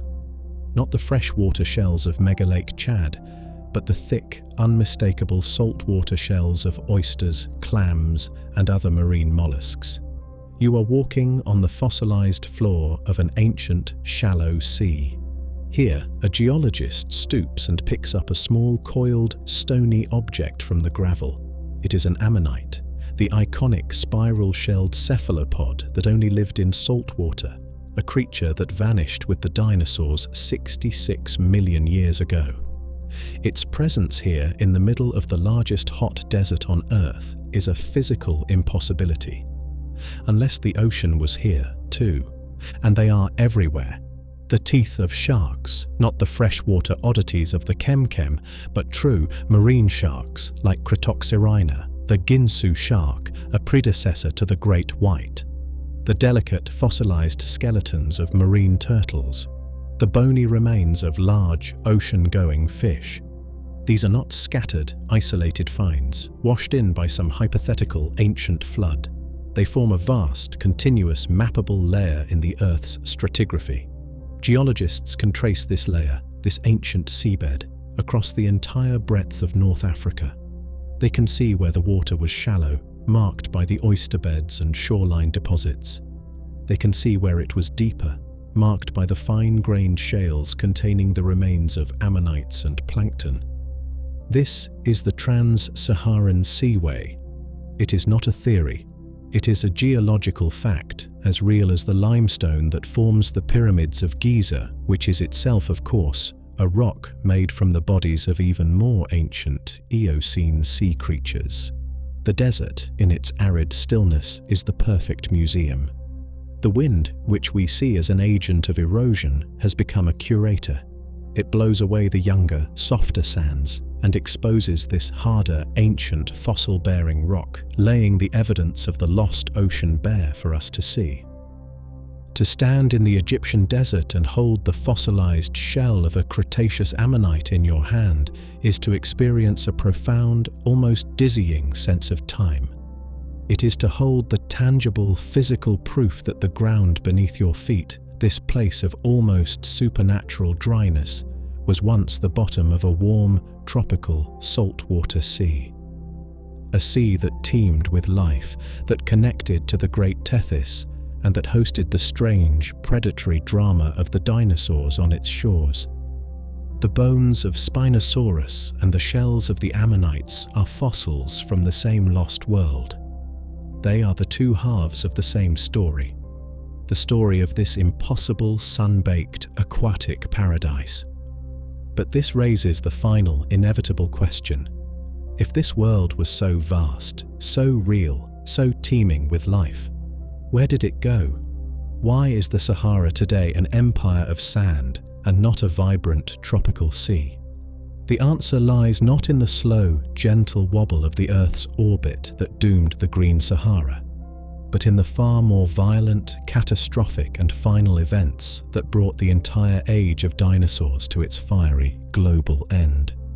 This world, this river of monsters, this vast, shallow Saharan sea, now seems to us a permanent fixture of the Cretaceous, a lost paradise of terrifying abundance.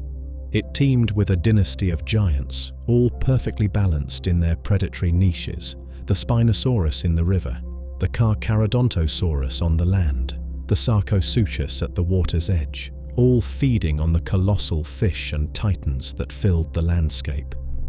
But no world is permanent. No empire, not even one of geology and climate, lasts forever. This entire intricate ecosystem, this teeming, wet Saharan world, was built upon two very fragile foundations: a planet in an extreme hothouse state and the resulting extraordinarily high global sea levels. And as the Cretaceous period drew to its final, dramatic close, both of these foundations began to crack, and then they shattered completely. The change began slowly, almost imperceptibly, over the last few million years of the period. The planet's climate, perhaps due to subtle shifts in continental positions or the complex, long-term carbon cycle, was already beginning to change. A slow, global cooling trend began. As the planet cooled just slightly, vast amounts of water began to be locked away, perhaps in temporary polar ice or simply in the colder, denser, deep oceans. The sea levels, which had been so incredibly high, began to fall. This was not a small fluctuation. It was a major global event, a marine regression. Imagine the trans-Saharan seaway, that vast, shallow inland ocean. As the global water level dropped, This sea, which was perhaps only 50 meters deep in many places, began to drain, like a vast, shallow pan of water slowly evaporating in the sun. The shorelines, once stable mangrove swamps, retreated. What was once a shallow, life-filled seabed became a vast, stinking, tidal mudflat, exposed to the air for the first time in millions of years. The seaway began to break apart, turning from a single, vast ocean into a chain of isolated, shrinking, hypersaline lakes. The ecosystem, so rich and interconnected, was being strangled. The habitats were shrinking. The great marine plesiosaurs and mosasaurs were cut off from the Tethys, trapped. The delicate balance between the river giants and their food source was collapsing. This world was already dying, slowly, from the inside out, a victim of natural geological change. And then, as this stressed, faltering ecosystem clung to a precarious existence, the sky fell. The Chicxulub asteroid, the 10-kilometer-wide rock from space, struck the planet 66 million years ago. The effects we have explored in a previous journey, the global firestorm, the colossal tsunamis, the years of darkness and cold from the impact winter, were the final, brutal, and utterly non-negotiable death blow. A shallow coastal ecosystem like the trans-Saharan seaway, already weakened, would have been uniquely vulnerable. The tsunamis, radiating from the impact, would have scoured the remaining coastlines. The impact winter, blotting out the sun, would have instantly collapsed the entire aquatic food web, starving the plankton, the mangroves, the ammonites, and in turn the giant fish, the plesiosaurs, and the Spinosaurus that fed upon them. When the dust finally settled and the sunlight returned, it was to a new, colder, and profoundly different world. The age of the dinosaurs was over. The Great Extinction had wiped the slate clean. And the global sea levels in this new post-impact icehouse world never returned to their former Cretaceous highs. The Tethys Ocean, that great ancient sea, was now permanently in retreat, its warm waters pulling back from the African continent, never to return in such force. The trans-Saharan seaway was gone, not just drained, but erased. The once teeming river deltas, the mangrove swamps, the shallow sea, all of it was now just a vast, dry, exposed basin of salt and mud, baking under the sun. The bones of the last Spinosaurus, the final Carcharodontosaurus, the immense shell of the last Sarcosuchus were left to dry, to be covered by the slow gathering dust of a new era. The age of reptiles in the Sahara was over. The Great Sea, it seemed, had retreated forever. The planet entered a new age, the Cenozoic, the age of mammals. The Sahara was now, for the first time in 100 million years, dry land. But the Earth's memory is long. The Tethys, though defeated, was not entirely finished with North Africa. It would return one last, ghostly, and much smaller time, and it would leave behind a new, different, and equally strange set of giants in the sand. The great Cretaceous seaway had vanished, its dynasty of reptilian giants gone with it, leaving North Africa a vast, dry, terrestrial continent for the first time in an age. But the planet's memory is long, and the Tethys Ocean, that great ancient sea to the north, was not yet entirely finished with this land. As the Earth settled into its new era, the Cenozoic, the age of mammals, the slow, relentless dance of tectonics continued.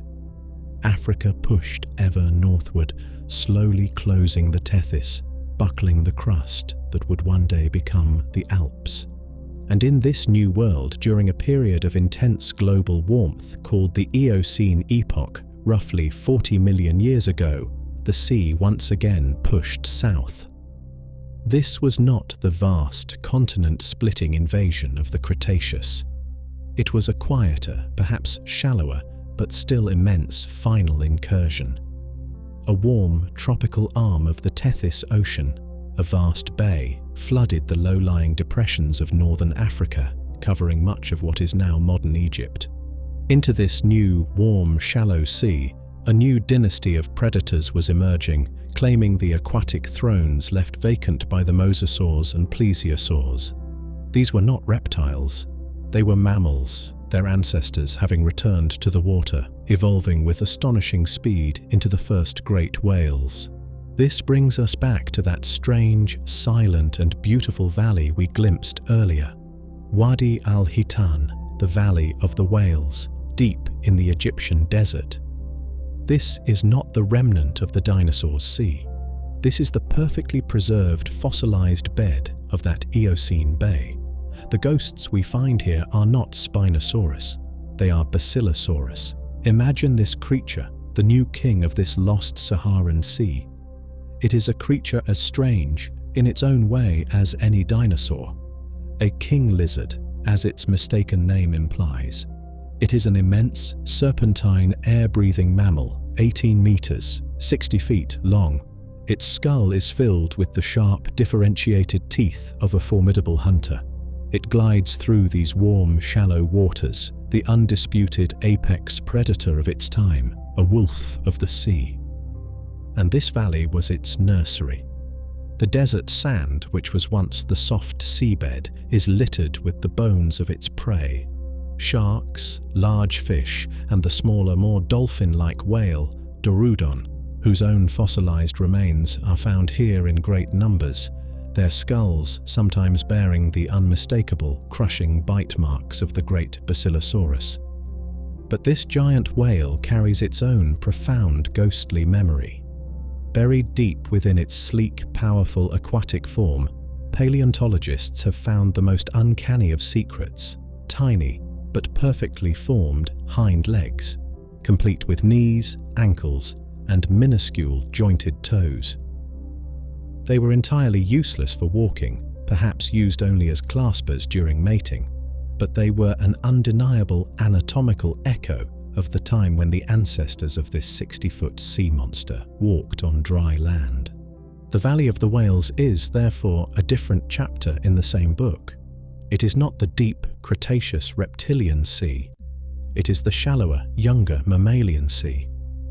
But it proves, once again, that the Sahara's identity as a desert is a fleeting modern illusion. For millions of years after the dinosaurs, it was still a place of water, a place of giants. This Eocene sea was the ocean's final, lingering goodbye to North Africa.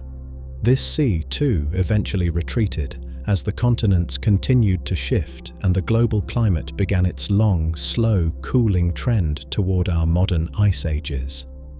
The Tethys pulled back for the final time, leaving the bones of Basilosaurus to dry under the Eocene sun, waiting to be covered by the sand of the new desert that was being born. The Sahara, it seems, is a place of profound instability, a landscape defined not by a single permanent state, but by a great cosmic rhythm, a pulse, a cycle of wet and dry, green and sand that has defined it for millions of years, and which in fact continues to this day. This cosmic rhythm, this pulse between wet and dry, is perhaps the Sahara's deepest and most profound secret. The empire of sand we see today is not a final static state. It is not a scar or a permanent feature. It is, instead, just one phase of a vast, slow and repeating planetary breath. The Sahara, it seems, is not a place, but a process. We have seen how the Milankovitch cycles, the slow 20,000-year wobble of the Earth's axis, dictates the strength and position of the African monsoon. When the wobble is just right, the monsoon is pulled deep into North Africa, and the desert blooms. The rivers flow, the Great Lakes fill, the Savannah spreads, and for a period of 5,000 or 6,000 years, the Sahara is green, alive, and teeming. But the wobble, of course, never stops. It is a celestial clock, ticking with relentless astronomical patience. As the Earth continues its slow gyration, the monsoon, just as inevitably, retreats south again. The rains fail, the rivers dry, the lakes evaporate, and the sand, which had been held at bay, patiently waiting in the margins, sweeps back in, reclaiming its kingdom. The desert returns. This is not a story that happened just once. This is the pulse. Geologists reading the deep-sea sediment cores off the coast of Africa can see this cycle, this Green Sahara pulse, repeating again and again far back into the deep past for hundreds of thousands, perhaps millions of years. A pulse of green, then a pulse of sand. A pulse of life, then a pulse of aridity. The Sahara is a lung, slowly inhaling, filling with green life-giving water, and then slowly exhaling, returning to a state of dry, dusty, windswept quiet. This cycle is the desert's great engine of preservation. It is what makes it such a perfect and such a poignant museum of time. Each green phase, each wet period, draws life in. Elephants, giraffes, hippos, and humans venture deep into its heart, living, dying, and leaving their traces upon the land. And then, the exhale. The sand returns, not as a violent, destructive force, but as a slow, quiet, and gentle blanket. The wind which carries the sand is not an eraser, it is a curator. It softly, patiently covers the remains of the world that was. It buries the hippo bones. It covers the stone tools and harpoons of the Kiphian fishermen. It seals the graves of the Tenarian children. It hides the foundations of the ancient settlements, protecting them from the erosion of water and the decay of the new, drier air. The desert we see today is not an empty, dead place. It is a sleeping place. It is an archive, a library, where the pages are the layers of sand and the stories. The stories are the countless, successive green and blue worlds, all resting silently, perfectly preserved, just inches, just feet beneath our own. The sand is not a barrier to the past, it is the very thing that has kept it safe. And so this vast, silent empire of sand becomes a map of time, a place where all of history, human and geological, rests in a single, stratified layer waiting to be read. The desert, in its profound, patient aridity, is the ultimate curator. It has gathered all of these lost, incompatible worlds, these ghosts of green and blue, and holds them together in a single, quiet and sacred embrace. Let us try for a moment to appreciate this layered memory. Just beneath the surface, under the rippling, active dunes, lies the most recent, most poignant ghost, the Green Sahara of the African humid period. The wind, in its patient scouring work, blows the loose sand away, and here, in places like Tassili Naja, it reveals the rock art, the painted memories of the Kiphian and Tenarian peoples. It exposes the shorelines of Mega Lake Chad. It uncovers the discarded bone harpoons, the polished stone axes, the delicate ivory jewelry, and the very graves of the children, their hands linked, sleeping in what was once a green and fertile land. The sand in this sense is a gentle protective shroud, preserving these fragile 10,000-year-old human stories from the erosion of water and the decay of a wetter world. But this is only the first, topmost page of the book. The wind, in other places, is more persistent.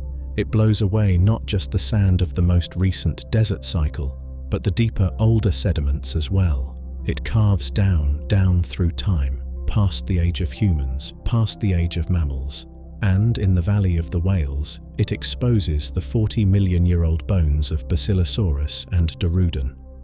It reveals the floor of that other sea, the Eocene Sea, a world of predatory, serpentine whales.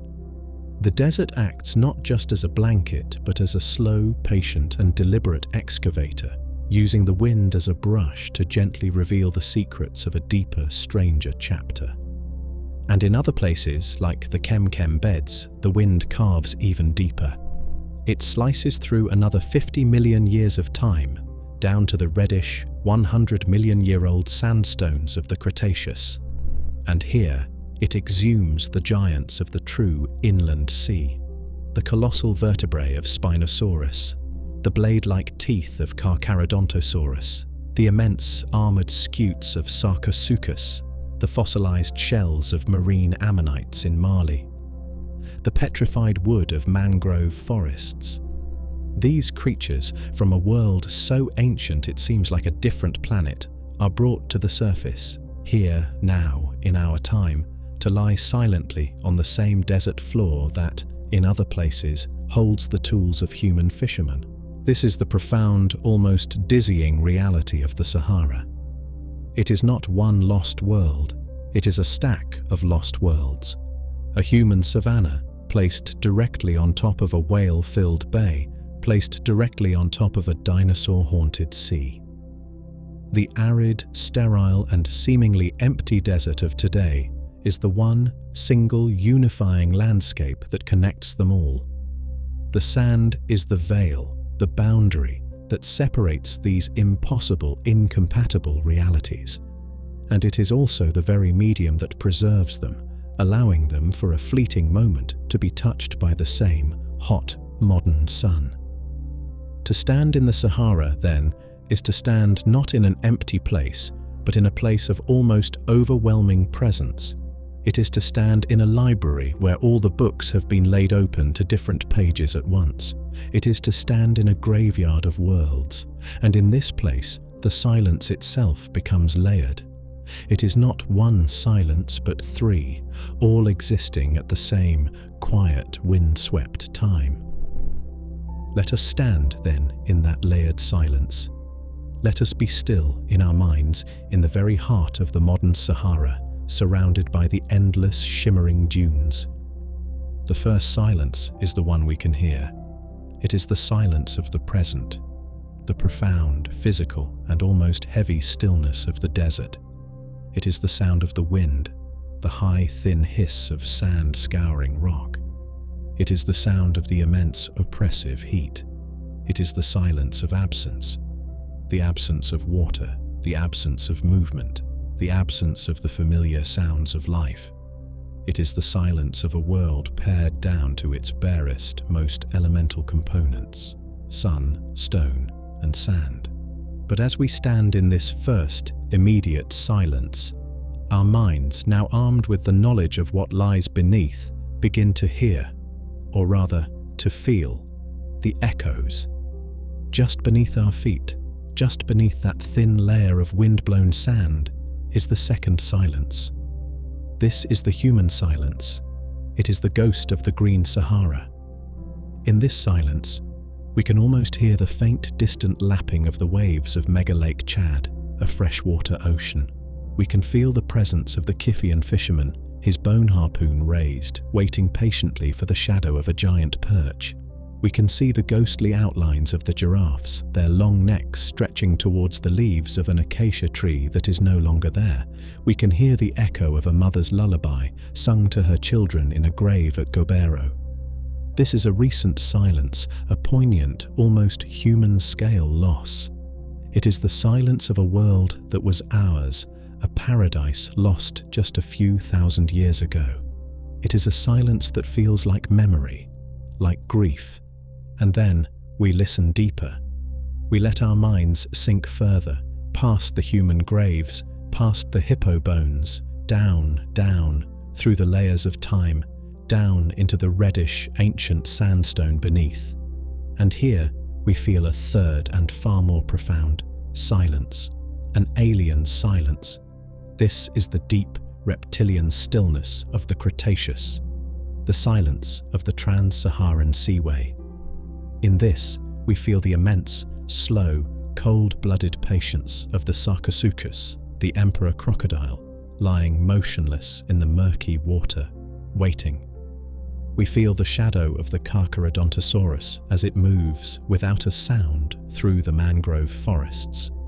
And we feel the immense, powerful, unseen glide of the Spinosaurus as it patrols its dark river kingdom. This is not a human silence. It is a deep, ancient, and monstrous stillness, a silence of 100 million years. Here, in the desert, these three silences exist at once: the physical, hot, windy silence of today, the poignant human green silence of yesterday, and the deep alien reptilian silence of the ancient forgotten past. The Sahara then becomes more than just a place. It becomes a testament to the nature of time itself. It is a landscape that proves that the past is not truly gone. It is not even past. It is simply beneath. It is a place where one can stand and feel the crushing, quiet and profound weight of incompatible worlds, all stacked one atop the other, all held in the same perfect, preservative embrace of the sand. The desert is not empty. It is, perhaps, the fullest place on earth, a place overflowing with the ghosts of time. And so, we let these ghosts rest. The silence of the three worlds, the hiss of the modern wind, the faint human echo of the green savannah, the deep reptilian stillness of the ancient sea, all merge and settle, like the sand itself. Our journey into the layered memory of the Sahara comes to its quiet, final close. We have stood upon an empire of sand and found, just beneath our feet, a lost green paradise. We have waded in the spectral waters of Mega Lake Chad, alongside the Kiffian fishermen and the Tenerian artists. We have seen how the desert, in its dying, gave birth to one of the world's greatest civilizations. And then we dug deeper, past the memory of humanity, and found an even stranger, more ancient world. A world where the Sahara was not green but a deep tropical blue. We floated in the trans-Saharan seaway, a place of impossible, monstrous abundance, a river of giants ruled by Spinosaurus, Carcharodontosaurus and Sarcosuchus. The Sahara, we have learned, is not a place of emptiness. It is a place of time. It is a profound physical testament to the fact that our world is not static, that the maps we trust are temporary, that the ground beneath us is a book with countless hidden pages.